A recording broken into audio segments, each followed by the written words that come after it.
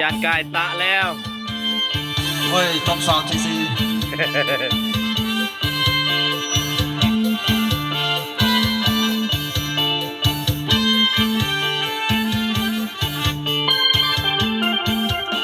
หนาวแล้วหนาวกายอ้ายเย็นจอยห่มผ้าห่มตั้งเป็นร้อยก็บ่หายโลกกับแสงมันใส่แห้งแสนปวดใจนอนกดบ่หนาวปันนายบ้านทิ้งไทยก็ทนบ่อุ่นหนาวกายหนาวปานไทยก็ทนได้แต่หนาวใจไอ้กอดน้องคือสิอุ่นหนาวแล้วน้องบ่ต้องโสดเลยแก้มจุนพูนแม่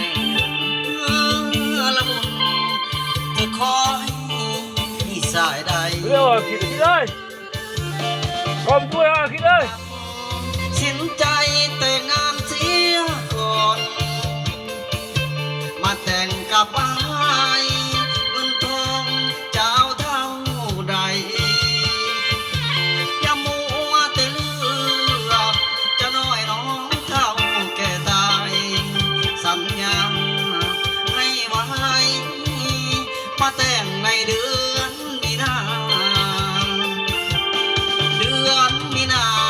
อ้ายจะมาขอแต่งบ่มีใบแดงที่เอาบ่แก้วตาน้องบอกกันก่อนว่ายังบ่ถึงเวลาคอยจนสิ้นหน้าหนาวเลยเบิดทางเหมือนเดิ